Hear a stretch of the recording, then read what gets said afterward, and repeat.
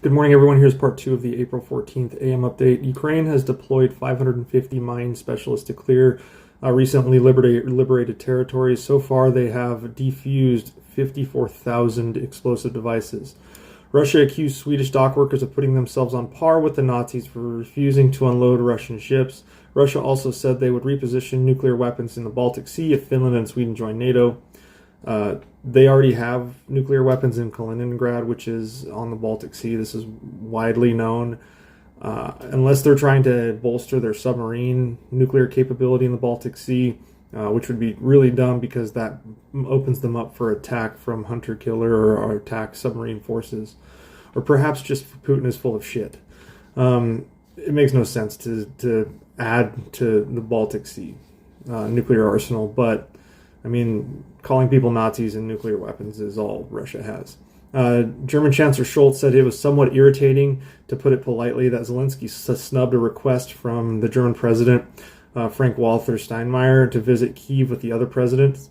Steinmeier, a former German foreign minister, recently reversed his long-standing position that Germany should defend Russia and not support Ukraine. Zelensky invited Scholz to visit, which Scholz declined. Scholz has come under increased pressure to stop foot-dragging on weapons deliveries to Ukraine. Marine Le Pen, in a French presidential runoff against President Macron, gave a foreign policy speech where she promised, if elected, she would leave NATO military command structure. France has left it before, from 1996 to 2009, though.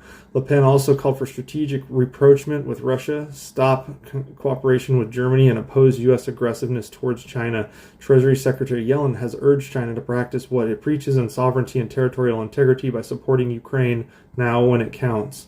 South Korea's incoming government will reverse its previous government's nuclear power phase-out plan, citing in part Russian invasion of Ukraine. So some countries are reconsidering shutting down nuclear power plants so they don't have to rely on Russian oil as much. Russian economic officials estimated that inflation in Russia this year will run 20%. And Russian police arrested a St. Petersburg artist for placing war facts on price tags at a grocery store. A customer reported her to the police. And the Kremlin has declined Zelensky's offer to exchange Medvedchuk for Ukrainian POWs. If you remember, Medvedchuk was the official that they were going to try and instill as the puppet president of the Ukrainian government, and he's pro-Russian, but Russians are distancing himself because he got himself captured, and they don't want high officials in Russia's government being exposed to the ridicule of being captured by the Ukrainians. And that is all for today. Have a good rest of your day.